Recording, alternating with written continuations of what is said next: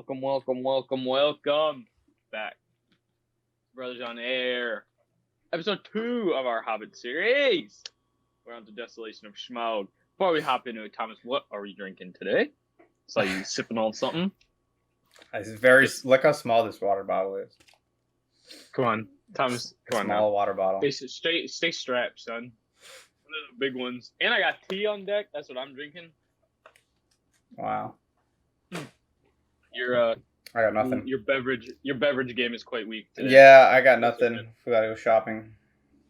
It's all good. All good. All right. Desolation of Smaug. Okay, first off, why do you keep saying Smaug? That's kind of annoying now. Smaug. Desolation of Smaug. Smaug. Desolation of Smaug. Smaug. Desolation of Smaug. I just had a stroke. All right. Smaugalicious. Second Peter Jackson movie in this series. Thomas, do you want to give the synopsis of this movie? Because I gave it last week. I can. Or would you like me to? I mean, if you want to give the synopsis, it's up to you. Otherwise, I can find it really quick. Found it. Oh, you found it? Why don't you do it then? All right, this is a really... Do you want me to do a detailed one or a quick one? Do a detailed one. A detailed one? Oh my gosh, never mind. Just do a quick one. Okay. The Dwarves, right? Along with Bilbo Baggins, Gandalf the Grey, continue their quest to reclaim Erebor, their homeland, from the dragon Smaug that has taken over. Bilbo Baggins is in the possession of a mystical and magical ring. Yep. Through their travels... Now, I'm ad-libbing the rest of this. Through their travels, they go into a forest that is quite sick, infested with some bad creatures.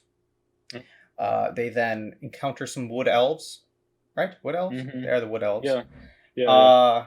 Escape from there, and then find Rivertown. Rivertown? Yeah, I think so. I don't know. I think it's called Rivertown. Lake Town. Just kidding. Lake Town. They get to Lake Town, which is at just outside the base of the mountain. And then get up to the mountain, find the door, get inside. Bilbo goes downstairs to try to find the Arkenstone, meets the dragon. A battle ensues. The dragon breaks out, and doom is upon the surrounding towns. People. Of Lake Town, and they're the only surrounding town. But yeah. Wow. What a quick synopsis. That was a good synapse right there, dude. So, movie picks up. Actually, no. What do you just want to start from the beginning? Let's talk about our feelings of the movie. You want to start with like breaking down the movie itself, or just talk about your general gist of it? Let's start off from the beginning where it picks up, and then once we go through, talk about things that stuck out, our notes, such. Then we can talk about how we thought it stacked up. Yeah. Well, it opens up with a little blast of the past, where Thorin is back at the Prancing Pony. Just for a little pit stop, which is actually kind of funny. Yep. The opening scene is that, and it's like Peter Jackson eating a carrot, right? That's his. Really? I didn't see that. I didn't notice. Yeah, that's his cameo. And it's the exact same cameo as the first Lord of the Rings. When the hobbits get to the Prancing Pony. He was also there? Yeah. Oh, I didn't know that. They're like walking through, and there's like a bunch of like drunk people, and they're like small people in a big world type thing. Yeah. And he like turns around, and he's like eats a carrot, and he burps, and then he like walks away. And it's funny, yeah. I mean, I knew that the Prancing Pony was the same place that they were told to go meet Gandalf, but I didn't realize that he had a cameo in both times in the same spot. That's kind of funny. I'm pretty sure he's a cameo in every single one of his movies. Oh, really? Because I know he has one in all. I'm pretty sure he has one in all of the Lord of the Rings. I'm pretty sure I saw a cameo of his in the first Hobbit. I can't remember where. But like in Two Towers, I just watched. He throws like a spear during the battle at Helm's Deep. Good thing we will get to that movie eventually, so we don't have to talk about it. Yeah. No, I'm talking about cameo. My gosh, Isaac! Spoiler alert! Giving away. Yeah, guys, watch out. These movies have been out for 20 years, 30 years. You haven't watched it. Not these ones, but The Lord of the Rings. You good? But yeah, so yeah, that's cool. I don't know. I didn't really have much on this opening scene. It wasn't as good as the first, but it was just whatever. Nah, I mean, it's not like a... It was just a way to open the movie, I guess. Yeah. It's kind of weird. They honestly could have just, like, hopped right back into the action. I wouldn't have... I didn't really need that, like, time of... Because, like, they had this little scene in the beginning of Gandalf and Thorin, and there's, like, a little tension with those, like, two random people who are gonna, like, kill Thorin. Or, not kill him. Just, like, jump him, but then Gandalf sits down, and so, like, they don't. But then they just, like, throw you right into the action of them still running from the orcs from, like, the end of the last movie. So it's, like, that little pause of, like, 5 minutes of, like, break, I didn't really need, like, if that's why they did that, it wasn't really that necessary. But I don't know if this might, like, count towards that, like, comment / question. But, as you well know, an avid viewer of this series knows, I enjoy the IMDb trivia page. No. And as such, on this page, there's one piece of trivia here that might cater to said comment that you just said. So, apparently, it is heavily implied in the film that Gandalf sets the events of the Hobbit movies in motion because he wants Smaug destroyed before the inevitable beginning of the War of the Ring. If Smaug were to ally with Sauron, it would mean almost certain ruin for Middle-earth and its forces of Rohan and Gondor. Would have been able to, as the forces of Rohan and Gondor, would have not been able to bring him down without suffering enormous losses. As the Hobbit novel is quite short and told from Bilbo's perspective, it reveals little about the true intentions of both Gandalf and Sauron, the latter only being mentioned a couple of times.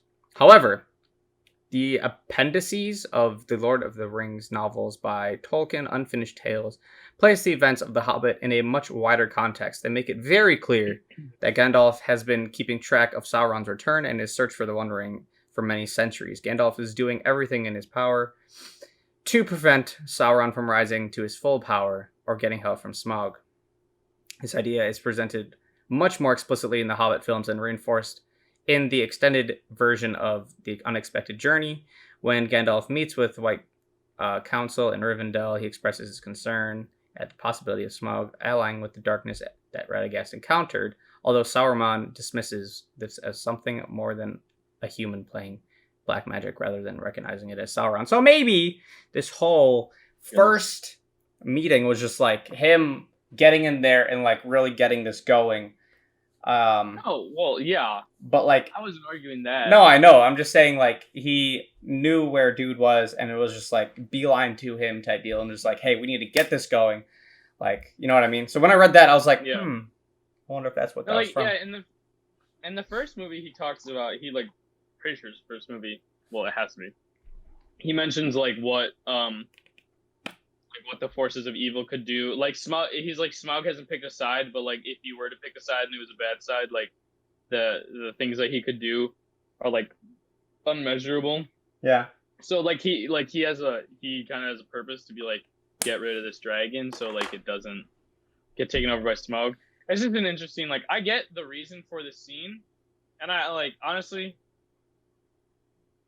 I don't see anywhere else where you would put it besides like the opening scene. Yeah. To be honest, but it's just like I didn't really need a scene of like them two meeting to know that they met. Right. It didn't add like too much. I mean, it just didn't do too much for me. It wasn't like great. It wasn't bad.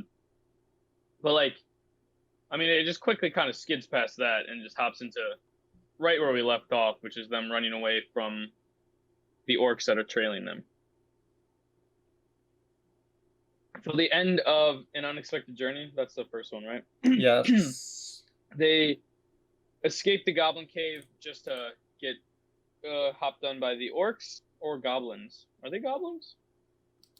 No, they're orcs. But that's a Goblin King. Right. Yeah. Or the pale orc. No, he's a pale orc. Yeah, so they're orcs. Okay, whatever. So the eagles like take them away, but they're still being chased, obviously. That's where we pick off. So they run. They start running and they notice this bear that's chasing them, right? And they're like, whoa, there's like a bigger creature out here. And Gandalf all of a sudden remembers, just came to mind that there's a house that they can go to. That's literally an open field, the most unprotected, terrible place to get to. So they just have to sprint to this open field while this big bear is chasing them. And obviously that large bear ended up being the owner of the house, called a skin changer. Yeah. What I like about this little whole thing, which is kind of funny because this whole scene. Hold on, sorry. Getting a phone call that I'm gonna have to decline. Sorry, everything's got cut off. Oh my gosh, my audio's all messed up. Oh my goodness.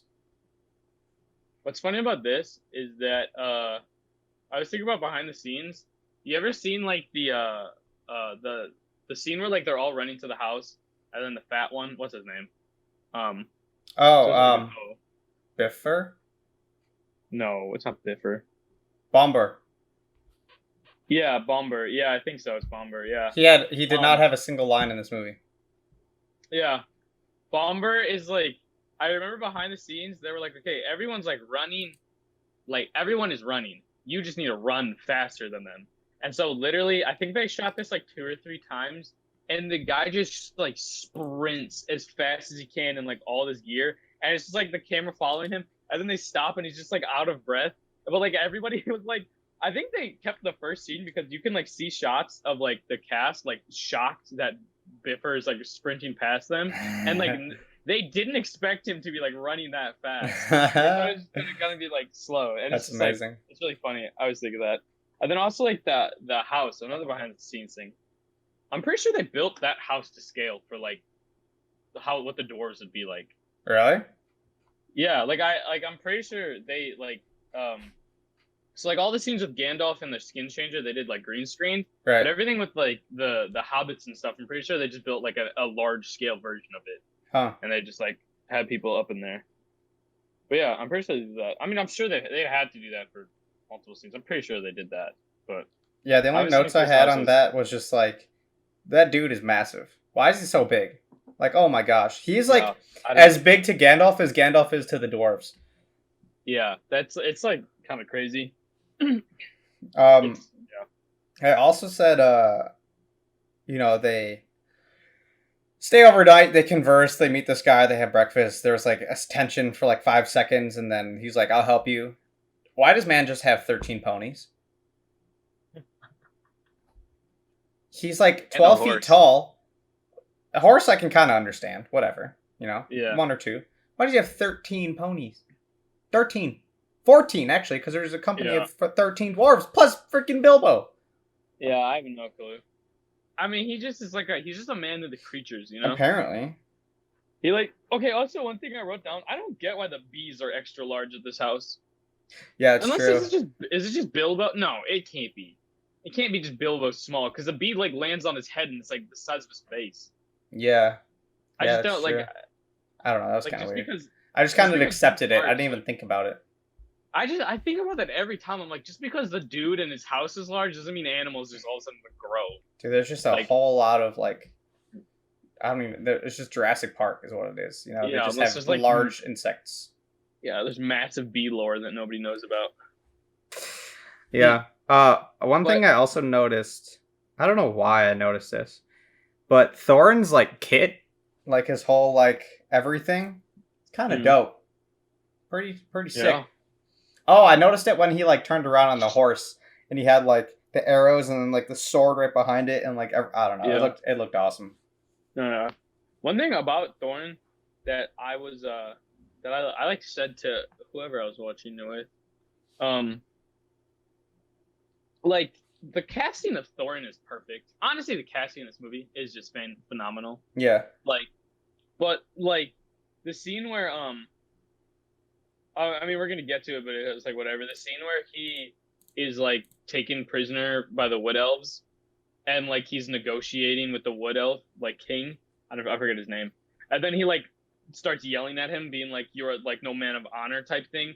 Just like that scene every time, I'm like, I can imagine no other voice and like no other face like right there being Thorin. Yeah. And I'm like, oh, it was so well cast. What did he play before that? Do you know? Let me go see. I have no clue. I know that he's in something new now that I've seen advertising for, but like honestly, I feel like he wasn't big. I knew him as a new actor when he did this. Into the Storm. Yeah. It's like an end of the world type thing. There's not a Ocean's 8. He's in Ocean's 8.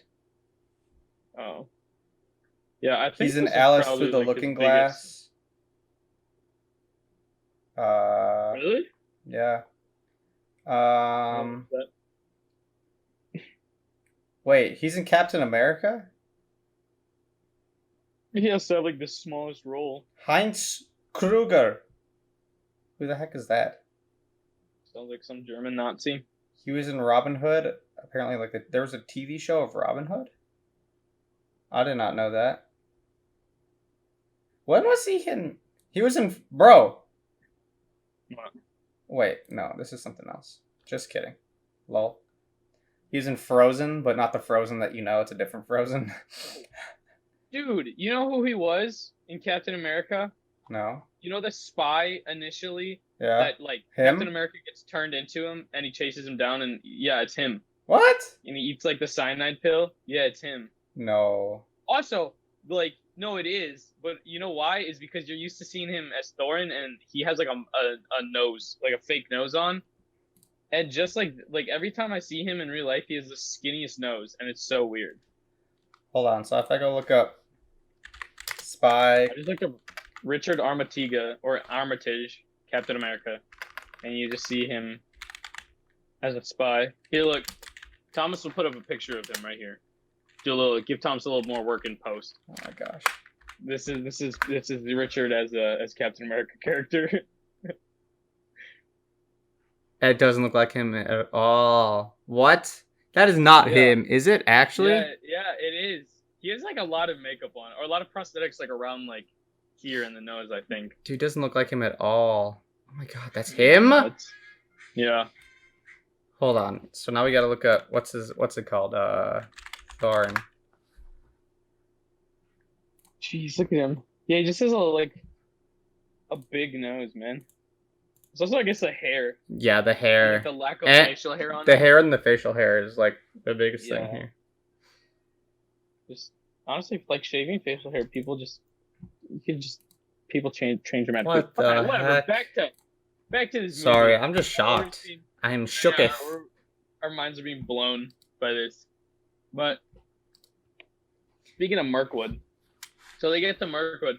One thing that I'm kind of confused by is like the spray paint tag that like the graffiti thing that Gandalf sees. Yeah, why is that not anywhere else ever? Yeah, and why is that like there? Like why did somebody like lift up some foliage and like spray paint something on one like statue that like in a forest entrance that nobody goes in? I don't know, but like, Gandalf do be having a record of just leaving at random times. Straight facts. He kind of do. And he leaves for like an entire movie and then all of a sudden comes back in like a heroic scene. Kind of annoying. He always like leaves and then lets everybody like almost die, then he comes back and saves the day. And he's like, I'm so great. Look at me. I wish you were just there from the beginning and nobody would have died. I thought they did this forest scene like so well though. Like I was reading through some of the trivia. They had to suck like all of the color out of the shot, like in post, to the point that they even like painted the dudes' faces like red. Have you seen the behind the scenes of the forest? Mm-mm. It looks like Alice in Wonderland. Like there are trees that are like green and purple and stuff. Yeah. And because like they like grabbed all the color out of it. Really? Like, and stuff. Yeah. So like if you look up behind the scenes, I have this written down here because I remembered it. It's like the forest you see that they're like filming in looks nothing like the movie. It's like colorful and like weird. Yeah, I thought they did it so well. Photo that Tom's is gonna put here. I'm not putting any photos. Fine. Let's make our viewers look it up on their own time. Mirkwood. Behind the scenes.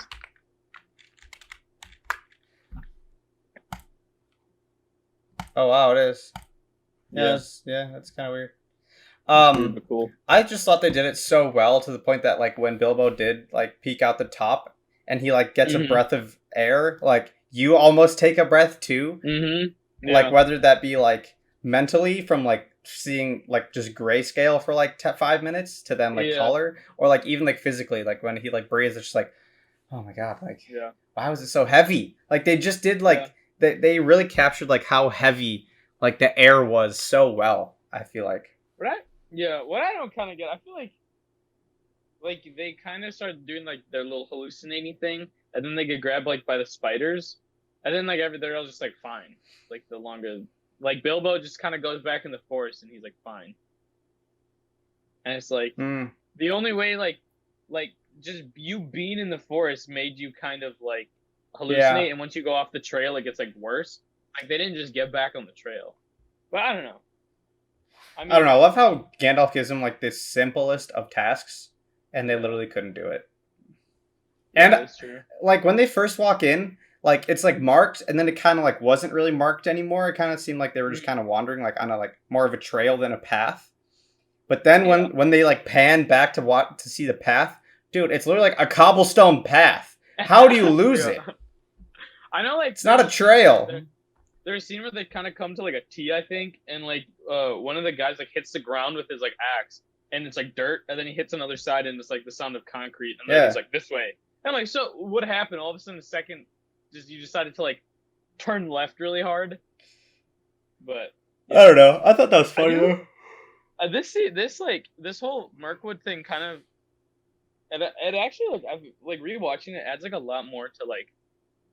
It adds this like weird thing with the ring that all of a sudden Bilbo can now hear the spiders talking in English. It's the same. Which is like it's the same as when Frodo like put on the ring and could understand the ring wraiths. You didn't understand what? Yeah, you heard him. It was literally that was just Sauron. That was just Sauron. There was literally a trivia thing of this. I swear it's just Sauron talking. Hold on, let me try and find it. I don't know. It's not too big a deal, but when Bilbo puts on the ring in Black Forest, he can understand the language of the giant spiders. In the Lord of the Rings, the Fellowship of the Ring, Frodo could hear the Nazgul when both met on top of Weathertop. Oh. Well, I didn't know that was the Nazgul talking, I guess. I thought that was Yeah, I don't know. I thought Sauron. That's cool. But I also like... I didn't realize that was how the sword was named. Yeah. I didn't realize that. Remember, he stabs the spider, and he goes, it stings, and he's like, good name. It's like... Yeah. You didn't... What do you mean you didn't realize that? I forgot. I don't know. I knew the name had a sword, and it was called Sting, but I didn't realize that's why it was named that, because he stabbed a spider, and the spider goes, ow. It stings. Yeah. One other thing, it all adds is like kind of what it kind of starts showing what like the ring does to people on like a scale of like Bilbo, because like he's had the ring for a bit, but like he's just kind of like it's been his little trinket and he puts it on when he needs to like hide. But like the scene where like he stabs a spider and it like falls out of his pocket, and like it falls right next to like a baby spider, and he just like is like brutally attacking it, and then he like kills the spider and like picks up the ring and is like in awe of it, and then he like realizes what he's done and he's like disgusted by like that he just like murked the spider. I think that's like that, like it's like really weird. Watching that is almost kind of like kind of unsettling and like weird, which it should be. I think like even when he just like dropped it and he had his back turned to it and then he just like slowly turns and sees it, that part was like, oh yeah, it's just like the dwarves are like fighting like the real spiders in this big battle, and then Bilbo here is just like obliterating this little baby, and it's like, oh, geez, man, and he's like kind of cutting, and then like his like face, he like stabs it like upwards, and it's just Martin Freeman being like a good actor, and like he's just like kind of like plunging it in, and like the look on his face is just like all his might, just trying to kill this like child spider, and it's just like, my goodness, man, it's like kind of heavy. He's like. Yeah, I don't know. It's a wild scene. Yeah. So then, following that, the elves come. Yeah. And you see Legolas for the first time in 10 years. I don't know. I think he looks fine. I mean, obviously, he looks a little different, but I don't know. It was whatever. I didn't think it was that bad. He looks airbrushed, but like yeah, a little that's bit. what they did to all their old actors. Yeah, I don't think any more than like Gandalf did. Like it was whatever. Yeah, I guess Gandalf was a little easier because he was old and playing an old man, so it wasn't really. That hard. I mean, Legolas is playing like a younger elvish character that doesn't age. So I don't know how you do that. Yeah. I thought one of my favorite parts though when they first meet him was Legolas calling Gimli a goblin creature, only then to have to go and like work with him like shortly after because he sees the locket. Yeah.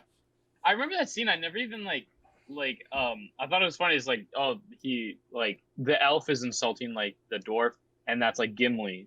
But just like for some reason I didn't even connect like that's Legolas, and then later he literally like fights with them and becomes. He literally goes like, "That's me son Gimli." He's like, "It's a goblin creature," or like, "Who's this goblin creature?" And he says that, and he calls like the his wife like his boyfriend or something like that, or like his husband.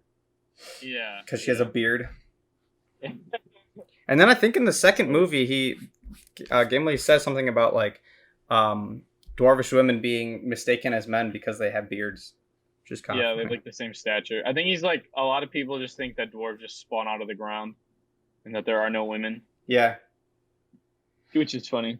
But yeah, so they get captured and they get taken to the elvish prison, and it's kind of the start of the little love story of Keely and Darwin. What's her name? I can literally pull it up right here. I don't know why I didn't. Forgot her name. No clue. Stalling for time. Don't want that air. Tariel. Tariel, that's what it is. Tariel, yeah. She's in Lost. You know that? Nope, I haven't seen it. I haven't either, but our mother is watching it, so. She the little love story starts there, which is kind of funny to me that it's Keely, right? It's not Feely. No, Feely's the blonde one. Keely is like the only one of the dwarfs to use a bow in like the first part. In the first I noticed like he's the only one of the dwarves that was using a bow, and he's the one that like falls in love with an elf. It's just kind of interesting to me because like, you know, the elves are like the people who are really good at bows and stuff like that. And I just kind of saw that. I was like, interesting. Yeah. And he's like the taller, or like I think she says a comment like he's kind of tall for a dwarf. Yeah. And then and then Legolas was like still ugly though. Yeah. Just like burn. But you run into the scene that we talked about earlier with Thorin and the wood elf, the elvish king. I was kind of annoyed after watching this, right? I literally wrote down, this is what I wrote. Thorin literally just had to say, "All right, sounds good," and never see mans ever again. Dude, it was going to take over a mountain, and what is this elf going to do? Raid a mountain to go, like, get his revenge? Nah, he's just going to sit there in his little elven kingdom, and the feud will just keep going on. Literally, that's it. All he had to do was just be like, "All right, sure, sounds good." What is he going to do? It's dwarves. Dwarves are stubborn, greedy. Just say, okay, never see him again. What's it called? What? No. He just wasn't going to, Thomas. I know, but do you know how easy it would have been? You could have avoided so much. You could have avoided dude getting shot in the leg. You could have avoided battling through a freaking rapid river. All of this, you could have just been like, "All right, sounds good," and just never seen him again. Yep. Yes, you would. Yes, you would have seen him again. He literally, Thomas, they take over the mountain, and he goes to war for those diamonds in the next movie. Like, the elves pull up either way, wanting their diamonds. Nah. So, like, either way, even if he was like, "Yeah, sure, let me go free and I'll give you the diamonds," and then he went back, like, they were still gonna come, like, they were willing to spill blood of, like, the dwarves almost duked it out in the... I'm jumping ahead a lot until the next movie. Regardless, that's... Okay, even if he had just been like, "All right, sure," and given him, like, 4 diamonds, bro, do you see how much freaking gold is in this mountain? Again, Thomas. I understand. It's just dumb. They are greedy, selfish dwarves. Also, once you get, it talks about this in the movie, like that gold and those things that like have a curse on it. I know. Kind of, like, so you know. Yeah, you could have. Yeah, Thomas. If you want to just get rid of all theatricalness and just storytelling, you could have just been like, "Sure, let me go." But no.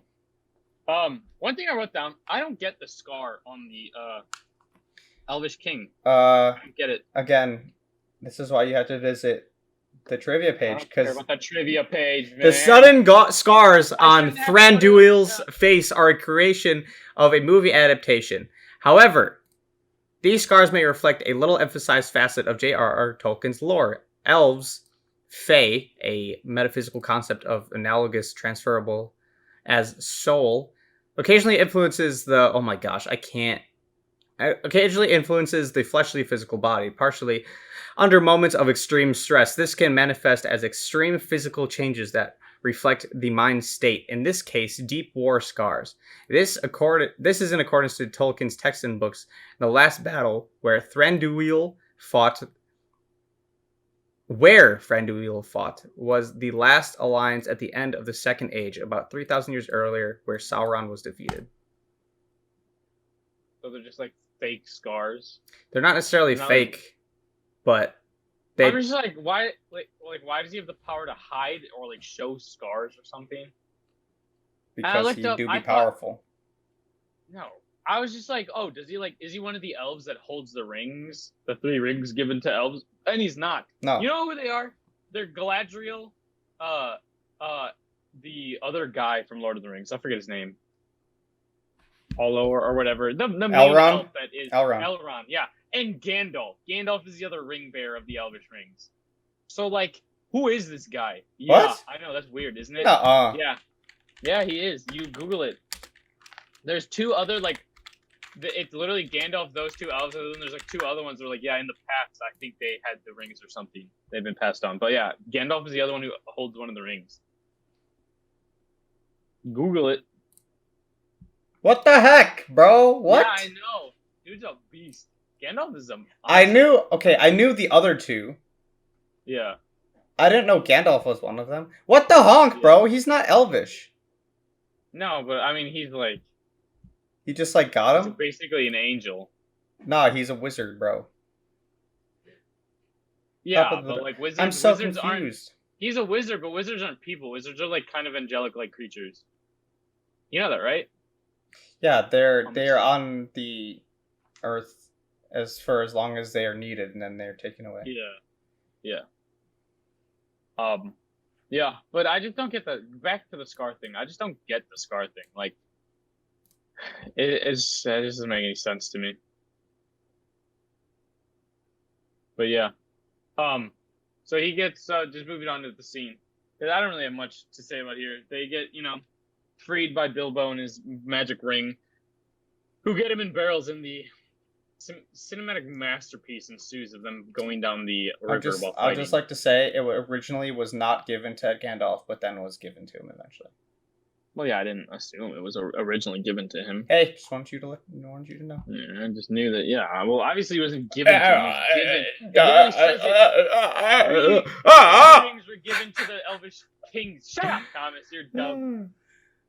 Alright, and they're going, continuing this movie. How are we now? The barrel right, scene. Yes. Can I just say, one of the best spots, before they, like, actually go down the river, was Bilbo just sitting in an empty room stomping on the ground. Yeah, that was amazing. He's just like, like, the sigh of relief of, like, him being proud of himself for, like, doing that. He's like, tough. And then he's like, hold on a second. I love his, like, he's so, like, so much Watson is in this movie when he just goes. Yeah. Mm-hmm. You know what I mean? Like, he has a couple moments where he's just like. Yeah. I feel like this is Martin Freeman, which makes it, like, just, he's so perfectly cast for Bilbo. Yeah. But, yeah, so that goes, this scene is, like, let's talk about behind the scenes, because I have another behind the scenes thing of this. Have you seen the behind the scenes of this? It's really funny. So they did, like, 2 different shootings of this. They built, like, a water... I know that. ...esque, like, circle. Yeah. And they just, like, kind of went, like, round and round and did it. And then they also did, like, on-site shoots where, like, they actually found, like, the river and, like, put them in barrels and, like, sent them down. Yeah, that's literally it. That's all I had to say. It's kind of cool, though. It's kind of cool to see the behind the scenes. I love, first of all, I just kind of like behind the scenes of this, because a lot of it is, like, practical. Even though The Hobbit gets further away from practical as Lord of the Rings, because they're using a lot of CGI. But, like, I think it's just kind of funny because they're just like messing. It's like basically in like a water park. Doing Yeah, like apparently they were in a movie there thing. for so long that some of the actors relieved themselves, and Martin Oh, Freeman was not happy because he was directly in the water, yeah. so I he was was just so. real mad about it. Bro, that's gnarly. But yeah, thought That's that was so funny. gross.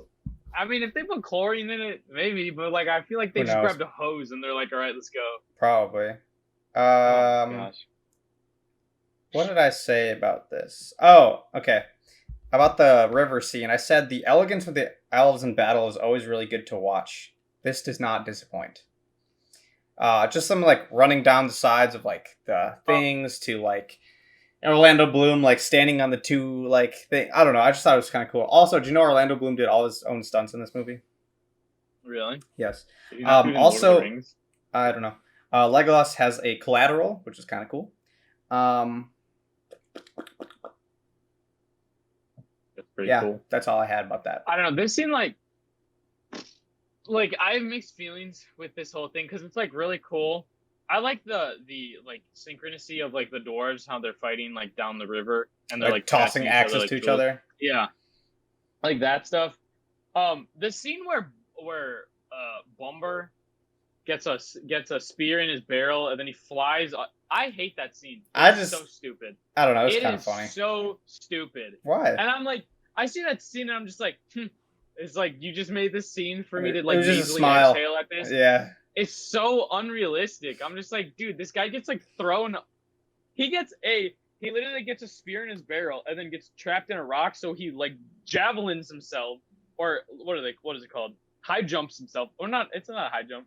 What is Pole it? vault. The one with the pole vault. Pole vaulted himself off of the water onto like the shore and perfectly jumps down while taking out 10 orcs. Hits another rock, skips over the whole river, hits 10 on the other side, skips back over, and then like the bottom is like broken out. So he like stands up with his arms out and all of a sudden he has two axes and then he just starts like spinning around and killing a bunch of orcs. How dumb is that? Come like, on, it was great. It's so stupid, it was man. good I stuff. just watched it like this is so dumb. It's like almost on the same level of like Legolas riding a shield downstairs while just blasting people with arrows as he did in Two Towers. Yeah, there were like so many times, like obviously just like in Lord of the Rings to this, dude's like this close to like an orc and it's just like, nah, I'm not gonna stab him. I'm a like, why? Cool. You're like, or even just take the arrow. Just, nah, I'm a. He did that once. I know, but like I don't know. It's cool to like that little barrel scene. I'm like, funny. He took out orcs by being fat. Or like the thing with like Legolas where he's just like standing on the heads of the hobbits, and I'm like, dude, why would the hobbits just take you standing on their head? Like he's. I mean, like, he is like saving them. For, like, 30 seconds. And I'm like, nah, dude, they're dwarves. They can defend themselves. They literally just said no to a king to let them free, to rot in prison for like the rest of their lives. Out of stubbornness. They're not gonna like let Legolas just stand on their head. Yeah, oh my gosh, it's so dumb. I thought it was kind of funny. Just like those little things just make me. I'm just like, why did you add that? Like, oh my. I don't know. But then they get to the bottom. Yeah, what happens? Where it jumps to ring rates. I have a. Oh right. Oh. Where? No, yeah, where they go to like the prison. Yeah, I have just literally just like a note of that in between two notes that are different scenes. So I think this is when it jumps to Gandalf. Yeah, same. I really like this scene. The only thing I wrote down about this was when what's his name? Radagast like just pops out of nowhere and just goes, yeah, this is not a very nice place to meet. Yeah, he's like lost in when it scans to him. It just looks like he's like when people are just like lost in thought and they're just kind of like staring into nothingness. It's like he's been standing there for like 20 minutes. Yeah, he's just like staring and Gandalf turns around. He's like, this isn't a nice place, Gandalf. Like, what the heck? Like, where did this guy come from? But I think I really didn't like pay attention like the first time watching this when I was what? This movie came out what? 2014? Yeah, I think so. 13? So when I was 13 or 14, this is like the ring rates. Yeah. These are like the 9 kings that had the rings that were buried here. Yeah. I think that's really cool. I don't know. I just like the scene because I'm like, wow, this is the moment when Sauron got his what are they called? Like servants, basically. Yeah, I mean you said the name of them earlier. Oh, the Nazgul. Nazgul, yeah, basically. Like he just got them. I'm like, that's just like cool. Also, the lengths that they had to go to bury these people. Yeah, what the heck? Ridiculous. Can we not? That's ridiculous. What is up with this? Like, literally, how did they even do that? I don't know. I like how, like, one of the scene, like, Gandalf is, like, walking towards the mountain, and it, like, looks like a regular path, and then all of a sudden, it's just, like, it on a cliff. him on the side, like, literally a dead cliff, going up, like, stairs. Yeah. And I'm like, all right. It's really cool, though. I like that scene a lot. Yeah.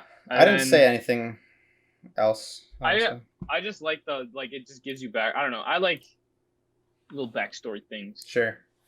And then so the dwarves are what taken by Bard the boatman. Yeah, into Lake Town. See. Yeah, I don't know. I have nothing to say on that little like transition there. I have nothing. I didn't write anything about Lake Town. I thought Lake Town was always like interesting to me when like I watched it the first time. I don't know. I don't really have a lot. Do you know some of like the women that see the dwarves like running up are actually dudes from the casting? From like not from the casting, from the crew, just dressed as women. Oh, what? Yeah. Really? Yeah. That's so funny. They had to do it for some reason or another. I don't remember what it was. Several of the women who turn out to see Bilbo and the dwarves leave Lake Town for Erebor are actually male crew members who are dressed up as women to get the proper scale of humans versus dwarves. And Bilbo for the shot. I thought that was kind of funny. That's funny. I wrote down Alfred, the like unibrowed servant of the master. The first time, is that what it's called, the master, right? Yes. Yeah. The first time you see him, he's kind of like squabbling there. And Alfred has like a piss pot, which is like, you know, like the thing that they pee in, right? And he is throwing it out the window. But if you look, the window closes and he just throws it into the window.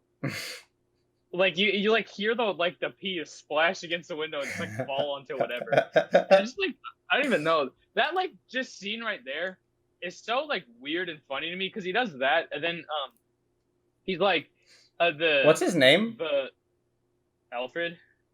Oh, right. Yeah, and then like the master's like he's like like something hurts and he's like gout acting up again and he's like no just give me the brandy and then like Alfred pours the brandy and looks at him and then like takes a quick sip and then gives it to him. Yeah, and it's just so funny to me. It's just like really quick character building, but like it works so well if you just like kind of pay attention to it. I agree.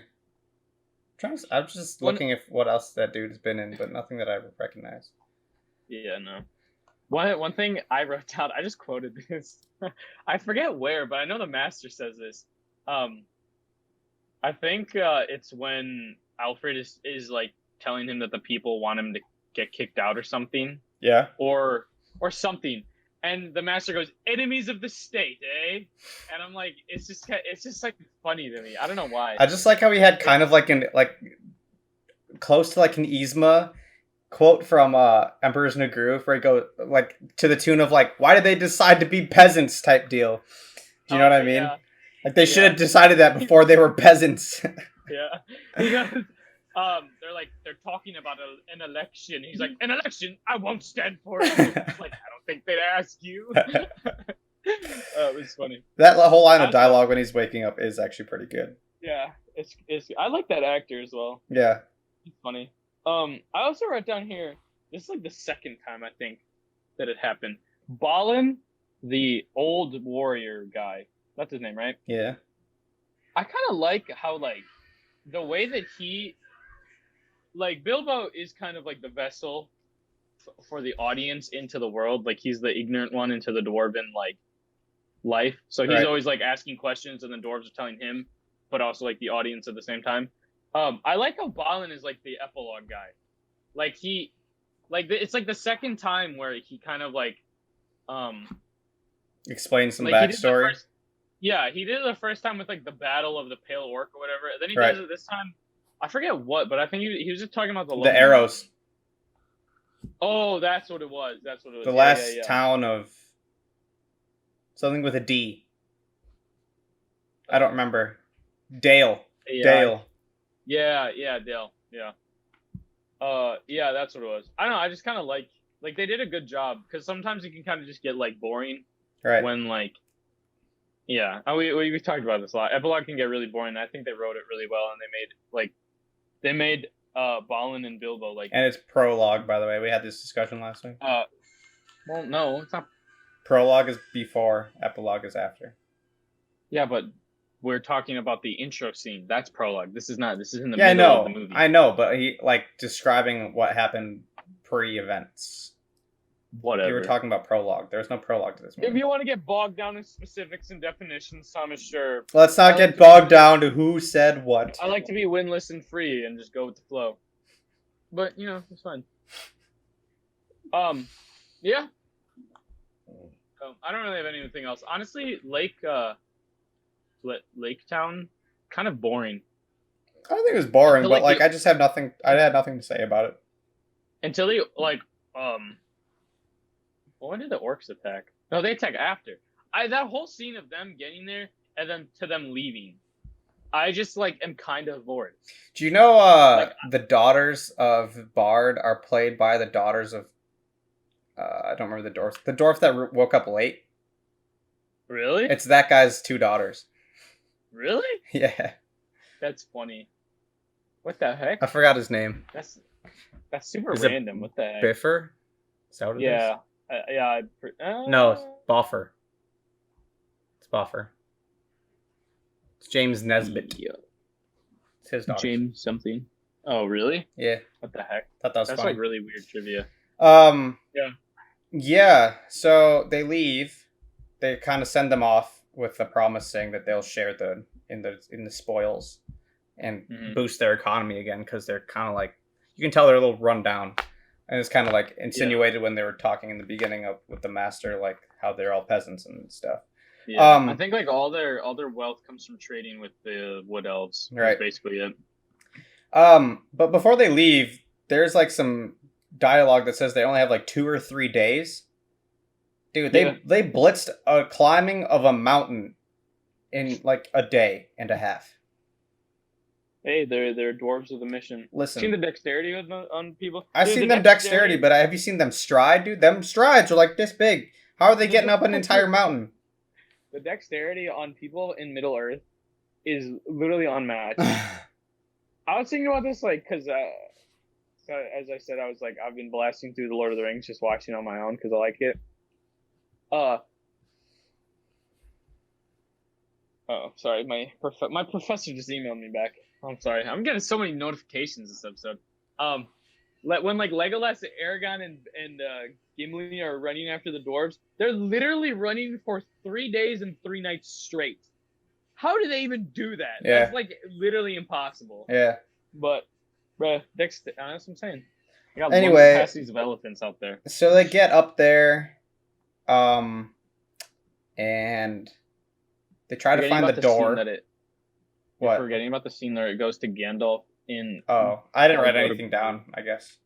Yeah, he goes. Yes, please explain. I like the transition scene into him walking into Guldur. Guldur.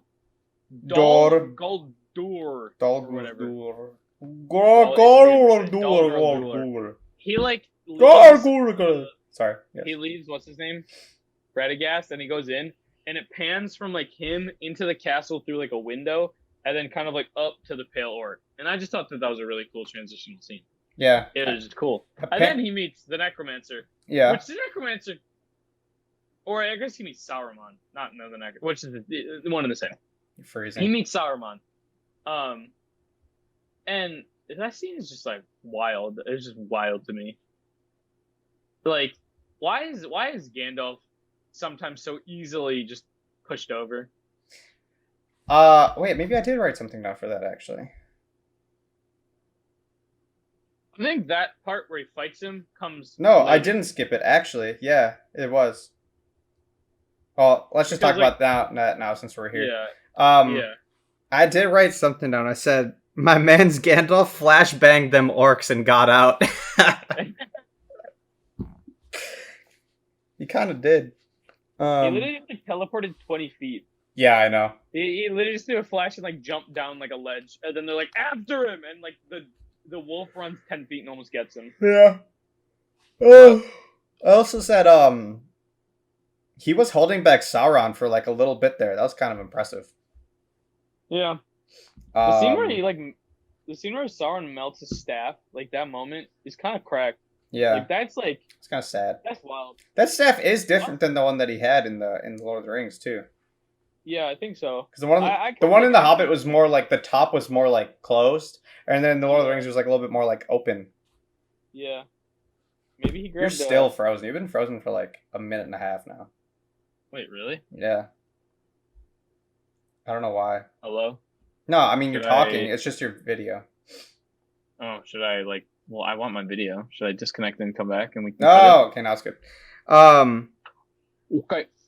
Also, one thing that I saw again on the trivia page, which I thought was kind of interesting, is apparently in The Lord of the Rings, Peter Jackson kind of misread a little bit of what like the Eye of Sauron is supposed to look like. And so in this movie, he kind of corrected that and made it more of like a dude, like a rough silhouette of a person with like the eye around. You know what I mean? Do you notice that in this movie where like it was like the necromancer, then it kind of like. No, yeah. I didn't know that was the reasoning behind it, though. That's interesting. Yeah, apparently it was a misreading of the text. I mean, yeah, the scene with the necromancer, like, it gets really trippy when like it looks like I don't even know. It's just kind of like the standard hallucinogenic scene when it like goes into somebody's eye, and then pans back out to where it started and goes in and gets out and goes out. Right. And it's just like it's just wild. But yeah, I don't know. That scene is kind of like scary. I'm like, wow. Sauron does have some power, which makes me think, how does he lose? How does that guy lose? Dude just has numerous creatures that are literally born to only murder.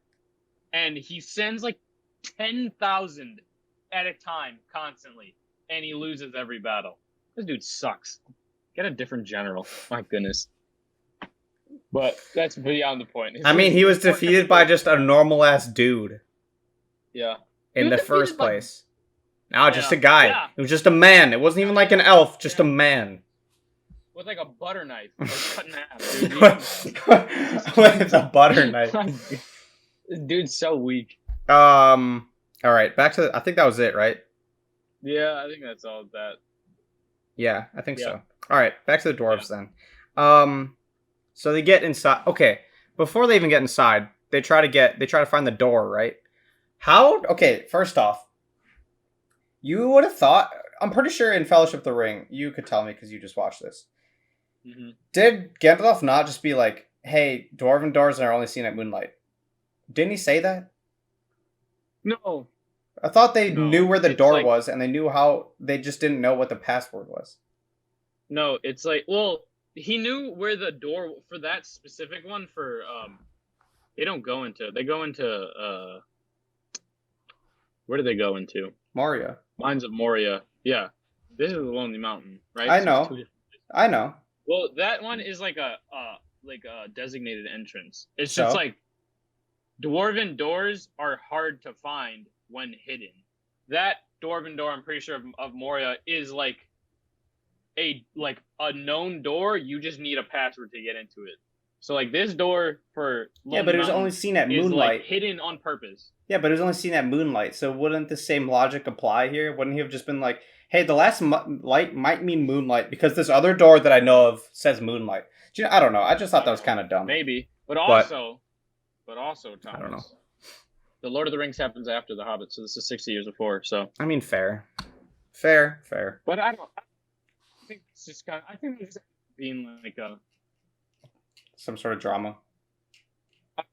Just something that happened. I don't really think they meant for like the moonlight in the Lord of the Rings to like apply to dwarves in this one. I don't know. Regardless, they get in. Yeah. I really liked how Balin was the one that saw Bilbo off. I don't know why. I just really liked that a lot. That he was just like, all right, son, this is what you're going to do. It'll be fine. But you know what I mean? I don't know. I just really liked. I thought he was a much better character to do that than like Thorin would have been. So I really enjoyed how they made that decision. I don't know if that was in the book or One, not, or maybe Tolkien made that one decision. thing, But I swear. So this is coming from me watching behind the scenes a very long time ago. And I swear during the scene when like the area that they're in when they were looking for the door, like that kind of like it's like a weird spot. It looks cool. It's like kind of like hilly and there's like these like weird white plants around.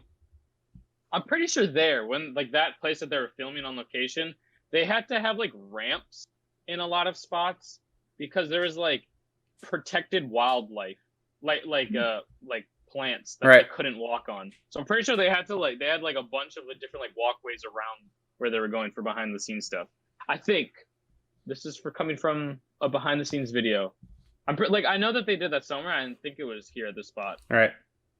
But yeah, that's just like a weird thing. But yeah. I also agree with you though. I like that Balin is the one who kind of sends him off. Yeah. He's kind of like he's like the old man. Yeah. I don't know. I like him.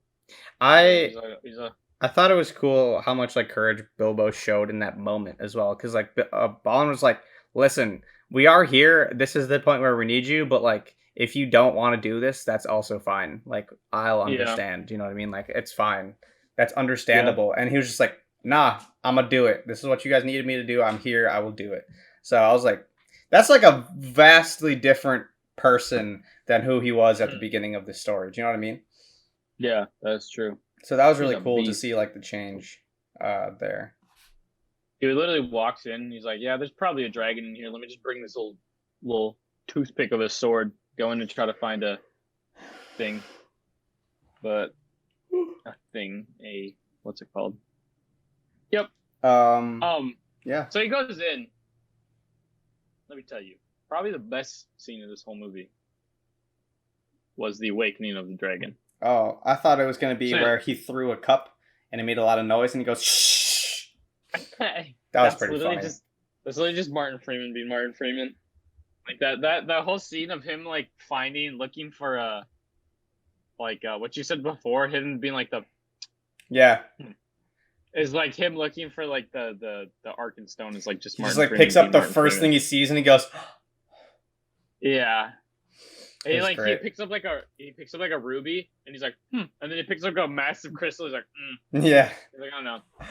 But the scene of him finding the dragon, dude, his eye is as big as he is. Yeah. Like, oh my goodness. Also, yeah, when he first sees him and he moves, and Bilbo's like sitting there and his head is moving. I love how Bilbo just like sits there like. He's like, "I can't do anything. I'm gonna just." Yeah, I mean, like, what do you even do? Like that whole thing, like. He just like sits. Yeah, yeah. I mean, I also like how he just moves like one cup and like a whole mountain, which is definitely what would have. Yo, that was the other part. And a whole mountain of gold just like comes down, and like then you see the dragon, and then like he kind of like. Here, go what you're gonna say. Did you notice when he moves? I think he moves his head and he stops moving, right? And Bilbo's like kind of behind that pillar, and then his tail moves. Do you see when he zooms out? Bilbo goes. He like literally sizes him up. Did you see that? Really? Yeah, I'm not even kidding. He goes. That's funny. He's like trying to figure it out. I was like, that was so funny to me. You can barely see it because it like zooms all the way out to see where like he is in perspective. Oh, it was so good. Yeah, that's great. I wrote that down because I just thought that was hilarious. The whole thing of him moving his head, that kind of so like the dragon is revealed, right? Which is just dope. And this whole like, though, I mean, like we can get back into the back and forth between them and like the dialogue, but like the whole scene, this scene particularly is of like the dragon's movements and like the flow that he has. Oh my gosh. First of all, the look that they have of gold there, they make it almost look like water to the dragon when he's going through it, which like it is because like he's a massive freaking dragon, so like, coins are gonna stop him. Yeah, he's oh my gosh. When he like says like look at me or whatever and it shows him like as oh my gosh, dude. Yeah. Massive. It's great. But like it's amazing because like he's a massive creature, but they also like keep him really like agile and sleek. Like Yeah. when Bilbo's like running, he's like kind of running from him, and like he swoops down. Like it's just so seamless of him like jumping down where he is, and then he like glides kind of like down to Bilbo, and he lands on like a platform, and he slides a bit and catches himself and comes back, and it's like all just like one seamless movement. Not like, only no hard. Oh, it's great. Not only does it show how big he is, but how big what the heck is this place called? The mountain is. I don't know. Yeah. Yeah. Like his surround. How am I forgetting what this is called? The mountain, the kingdom, the halls of Erebor. Yeah. How big Erebor is? Like you can fit a big freaking dragon that's flying inside. Yeah, that was massive. Yeah. So like he just cracks and knocks down pillars. And yeah. It's just like whatever. Like it's nothing. Great. Yeah. Speaking to like how good the dragon looked, apparently it took 1 processor week to render a scale from Smaug's body. In other words, if a single computer processor were used, each scale would have taken a week to render. Obviously, they used more than 1 processor to do this, but yeah, single scale takes 1 processor week. Which is the dragon in this scene. He looks bad in other scenes, I will say. In this scene of just him and Bilbo, he looks tight. He looks so good. Apparently, Benedict Cumberbatch went to like a local zoo of which they were filming. I don't remember where. London Zoo, and studied iguanas and Komodo dragons. Wow. And to prepare the voice. My man really did motion capture for this. Yeah, of his head, shoulders, and arms of the dragon. Like, you've seen the behind the scenes of this, obviously. Yeah. Right? He like literally put on a whole dotted suit and was like lying on the ground and like would say his lines and like, and I'm like, all right, dude. There's getting into character, then there's getting into. It was for the dragon's mouth and head when he was talking, and then his shoulders and arms, but everything else was whatever. Also, I didn't realize this. Sorry, really quick for Benedict Cumberbatch. Remember how last time we were talking about he was a necromancer? Yeah. Apparently, it was his idea to read the black speech or like his like the whatever he said. So he just read it normally, and then they obviously changed it in post, like the sound of it, but they just literally read it backwards. That's funny. So they just reversed the audio track. Like, I know that, because I actually looked this up. I know that you said that, like, you were like, the body, for some reason, when you just kind of saw, like, the outline of the necromancer in the first one, you're like, dude, silhouette. I like, realized who that was, and you looked it up, and it was him. I, like, heard the lines being spoken in, like, the, when he sees Gandalf, I guess is when he talks it, and I was like, is this like did Benedict Cumberbatch also voice the necromancer? Because like, it honestly sounds like him. Like it sounds exactly like him. Well, did he? That's really cool because I don't think he spoke in the first movie, did he? I honestly don't remember. He said something to the Pale Orc. Oh yeah. He was like he called him back and he was like, I need you to lead my army. Yeah, you're right. It wasn't a lot.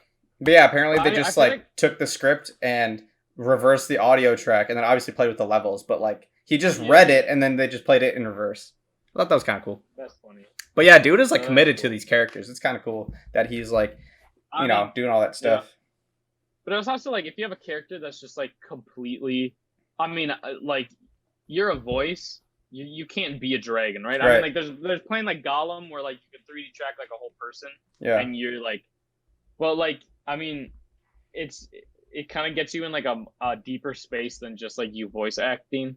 Yeah. Because I think I saw like a small interview with him. It was like he was on a red carpet and somebody asked him and Andy Serkis a question about like them both being like voices of like really impactful characters in like this.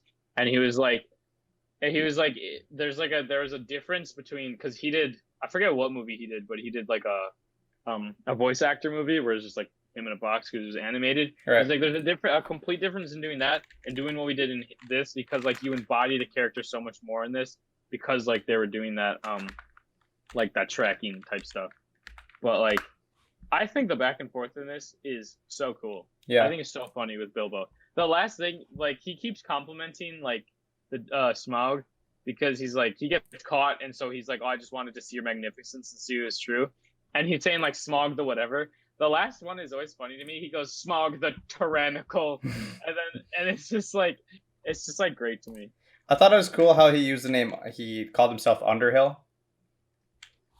Because that was the same. I literally wrote that down. Because that's the same thing that Frodo said as his whatever. Which is always funny because he literally lives under a hill. He literally says, "Where are you from?" And he goes, "I'm from Underhill and over the hill or something." And I wrote it down like Frodo at the prancing pony calls himself Underhill. Yeah. Which would make sense because like Bilbo probably told him about his travels and stuff like that. But yeah, it's kind of I caught that as well. Which is really cool.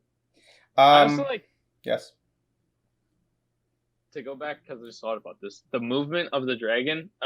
Right as like Bilbo and like Smaug's kind of like back and forth is ending, you like get like a face on shot of Smaug kind of like rearing up. That scene is so cool. Where he's like talking and he says something like this close to his face and then it like pulls back. Yeah, and then he's like, "How do you wish to die?" And it's just kind of like it like builds up from him being like face level of Bilbo, and then like he goes up back, and it's like it's so cool. I just thought that was just like again, there's just like the movement and animation that they did with the Smaug is just so like smooth and buttery. Yeah, it's nice. Yeah, I agree. I like that whole like introduction to him and the whole following chase sequence with just Bilbo is always fun. You know what? I wrote this down. I just read. Sorry. I don't know if he says it here or if he says it like in another scene, but I think he definitely says it in another scene. Going back to like Gandalf wanting to kill Smaug because like he might get grabbed, like he might side with the enemy, right? Smaug literally says darkness is coming. Like Smaug knows about Sauron and like this whole thing, which like kind of makes me feel that like he definitely would have sided with the enemy. Probably. Like he just gets like pissed at the dwarves and then he like blames it on Lake Town and just blasts out there to attack them at the end of it. Yeah. And I'm like, and like he literally like says, I think he's saying this to Thorin and be like, darkness is coming, like your world is over type thing, like blah blah blah. Well, like I mean, he sees himself as like he literally says it himself like I kill at will, like I do what I want because like he's Smaug. So, like, I feel like he would almost see himself on, like, the same level, or, like, close to Sauron, being, like, I am, like, he literally says, I'm fire, I am dead. Which is an incredible ending. Oh, my gosh, what an ending. Yeah. Oh, so good. Well, yeah, not to ruin the ending, whatever. If you're this far, you've already seen the ending, or you don't care. But, like, I don't know, that definitely is, like, that little, just, like, that little bit, I feel like, of him saying, like, darkness is coming, I feel like, is like the final puzzle piece of you being like, yo, Gandalf was actually right. Yeah. He didn't kind of just want this dragon dead for no reason. Yeah. And it also just actually gives you a reason to more than just like, we want our home back as to like why they're just going to come up and, I mean, the dragon just pulled into a place that he didn't own and just murked everyone originally, but whatever. But yeah, sorry. You were going to say something? I don't really have anything else until, I mean, obviously there's a massive chase scene, which is, it's fun. It's good. Yeah. I don't know, it was kind of long, but looks horrible. I think it was okay. This is where the dragon falls apart. Really? That was fun. What happened, dude? What happened to the dragon? There's a scene where they get into the mines of it and he gets like caught up in like the overhanging like loading stuff, And yeah, right. He's trying to like throw it off of him, and there's like a cool shot to think about. The camera's like above everything, and like if this is a dragon head, it like he's like roaring, and he kind of like pans up, and it like slow-mos of him like kind of like like whipping his head. Right. He looks so bad. The dragon looks so bad. Like it's just like it looks like they spent so much time on like, which would make sense, on like the reveal of Smaug. And like his whole little like back and forth and like when the camera's just dead on him, like you want him the best, and then at the end they're like, all right, yo, we spent too much time, we got to speed this up, smooth out some of the scales, and they just like went, And it's like he looks so bad in some of these shots. I didn't It's like, notice, honestly. I thought the whole chase, like I said, the chase scene of Smaug was thrilling. I thought sometimes it was pretty fun. It was a good scene. I don't know. yeah, I didn't really have any I don't have problems. anything. I don't have anything bad about the scene itself. I just think like some of the animation just falls apart. I mean, just because like I didn't know notice. what it was and what it can be. Right. I did. Also, the gold, the liquid gold, terrible, garbage. I don't know how. I thought it was a cool scene where he comes out and he like spins and it like looks like pixie dust. Literally from like. I know that. Okay, that is cool. I'm saying when they melt it and Right. then like it's put into like the trail and like Thorin jumps in. First of all, Oh, Thorin that. jumps into just a metal With his hands. thing. With his hands over the thing. He just has his knees like with a thin sheet of metal and Yeah. molten gold. Like, Yeah. whatever. Okay, I'll give you that. But the gold itself, just to me, looked like it just looked bad. I don't know what I'm. It didn't like, look great, for the gold, but I understand. Yeah. I definitely was. I kind of agree. But yeah, the scene where like the dragon is doused in it, because like the way that they're gonna try to kill the dragon is they like melted all this gold, put it into like a mold that they had of like a giant dwarf king, and then like broke it apart. Took the molding off when it was like still warm, and so it was like fell on the dragon, was just gonna like encase him in gold. But it didn't work because he's a freaking dragon, and like he literally breathes fire. I think he can take a bit of molten metal. Yeah. But like he looks so cool with like as a golden dragon. It kind of reminds me of The Witcher. Yeah. Like, Crappy. Yeah. But honestly, The Witcher CGI in that's another discussion. But it just did not look good. I don't remember it. I have to watch it again. But yeah, that scene is cool. And when he gets out and he like spins up, that was just like another thing of being like this massive dragon somehow has like the agility of a fox. Yeah, but it's really cool. And that following scene, like we already talked about, where he's flying out in the darkness, like just like kind of going down, and he like I just remember in theaters when he says the last two lines, like what does he say? He says, I am... Does it say darkness? He says, I'm fire, I think. I'm fire and I'm death. When he says death at the end, like, I am death, I remember seeing in the theaters, and just, like, the subs, like, just, like, reverberating that, like, last... Oh, my gosh. And so every time I, like, hear it, I'm just like, yo, that's so good. Yeah. And then it goes into, like, the Ed Sheeran song. It's like, oh! I'm sorry, that was so cheesy. Good. Like, me hearing it for the first time, I was like, oh, that's cool. But I've, like, heard that song so many times now. I forgot that it was kind of associated. But, like, Ed Sheeran's song starting, I was just like, what the heck? It's like the mood is so weird now. Well, now, but like, I just, like, remembered back to the time. I was like, oh, man. Good stuff. Oh, we kind of forgot about, like, the orcs attacking the town. Or the only thing I said about that was it was cool that Legolas was using Thorin's sword. Did you notice that? Oh yeah, he was. Yeah, he was. Yeah, other than that, I got nothing. Fighting scene. You just see Legolas being Legolas. I think the choreography in the house was cool. When they like were fighting in the house specifically, because that was more like less CGI. Right. I thought it was cool where he like cuts the dwarf's head off and his body falls and he has his head like on the knives and he just the orc oh yeah, and I say dwarf, orc rather. He chases him down and he jumps on the bridge and then an orc runs between his legs and he shoots an arrow just dead through his head and it sticks onto like a piece of wood. I was like, all right. I was just like, what stupid orc just like runs up and just like puts his head right there. Yeah. But I mean, orcs are dumb, I guess. Yeah. Also, like, the dude runs through his legs, then turns around. Yeah. You could have just stabbed him in the back. Yeah. Like, what? Yep. I had the same exact thought. Like, whatever, dude. It's so dumb. But that, again, is just being like, yo, look at this cool thing Legolas can do is predict where they're being somewhere that they're about to be, and then shooting an arrow through his skull. Yeah. And I'm like, cool. All right. Yeah. But, whatever. That's like another... there's a couple times in this movie where I'm just like, I don't really actually feel fear for the characters fighting. I'm just like, they're gonna live. I just like I don't feel this is like something that Lord of the Rings did, especially the first one, which is why I love Fellowship of the Ring. Like there's I like legitimately fear that one of these characters are going to get hurt and or die. Yeah. And I don't really feel that, especially in this one. Like especially like the whole scene with like down the river, like that's why that whole bouncing of a Bombar or whatever his name is. Right. I'm just like, really? Like, okay, if this is gonna be a thing, then I'm not scared that any of these guys are gonna die.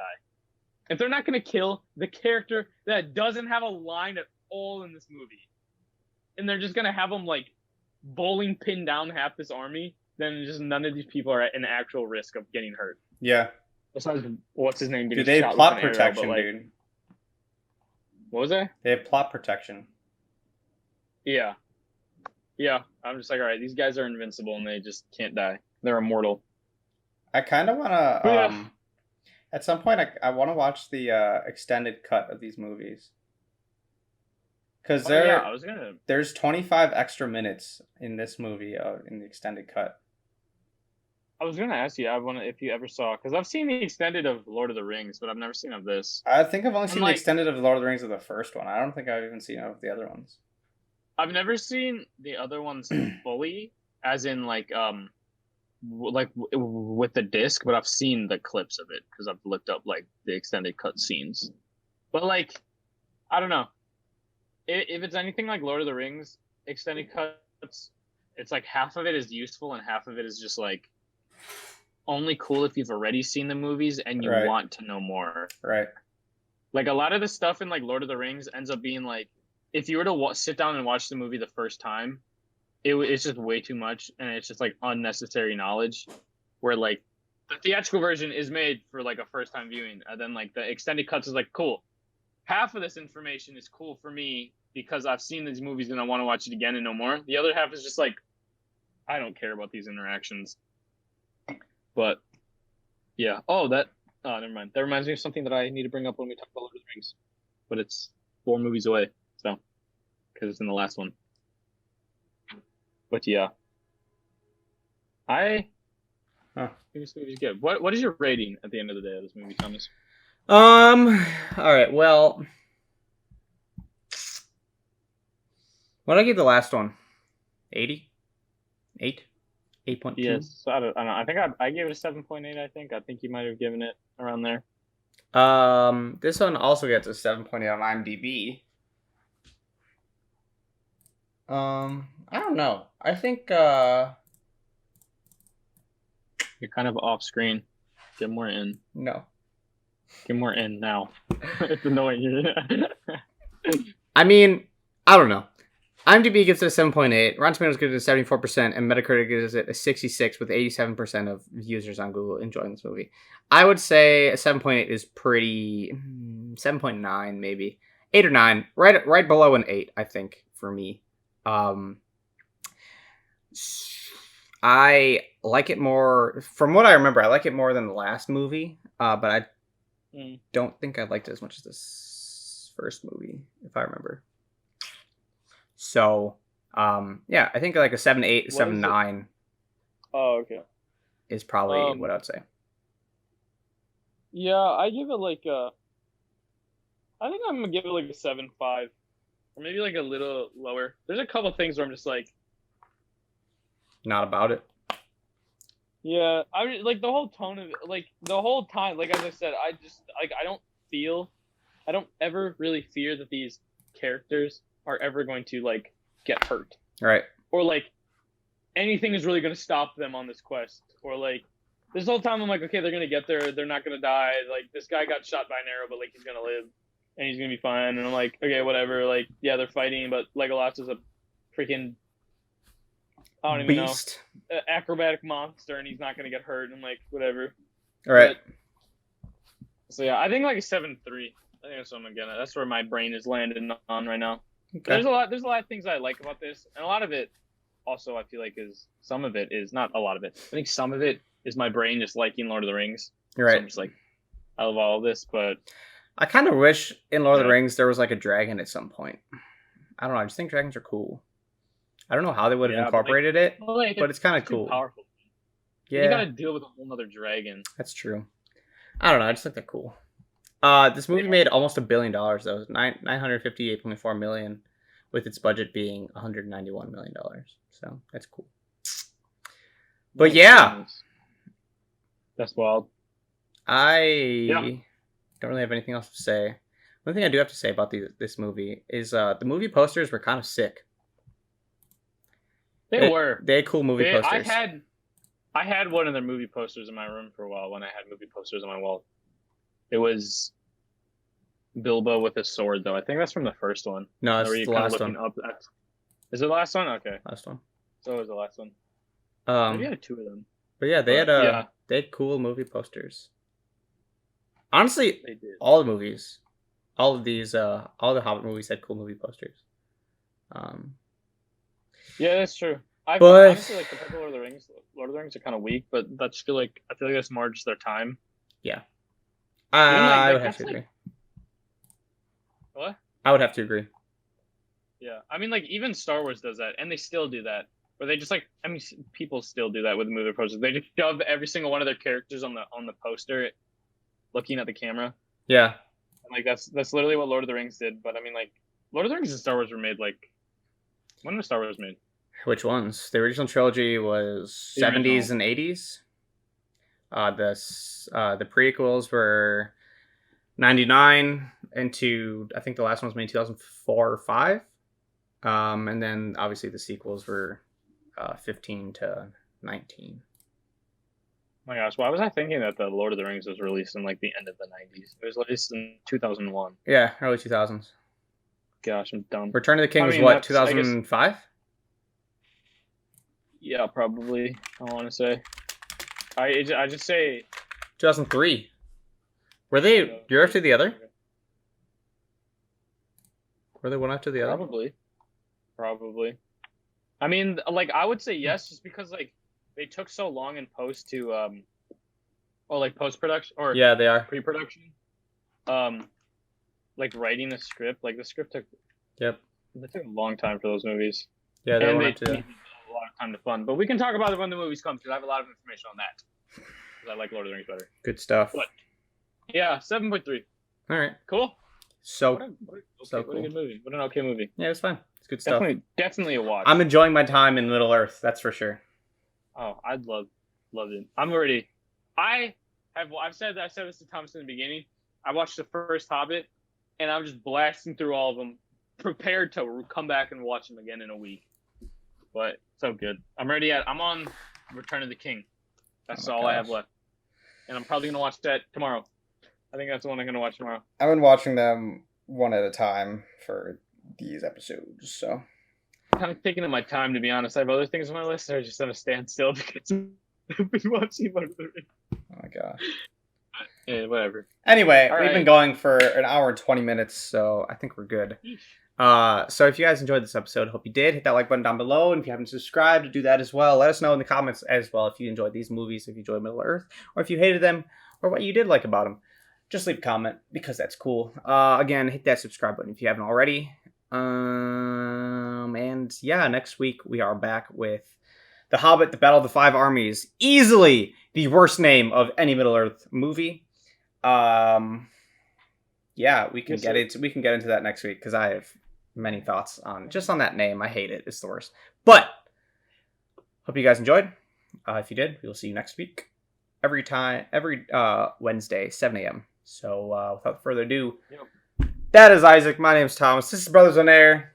We'll see you guys next week. So, goodbye. Bye. Oh, dude, I forgot to leave. Your thing. Yeah, man. Sad day. Oh.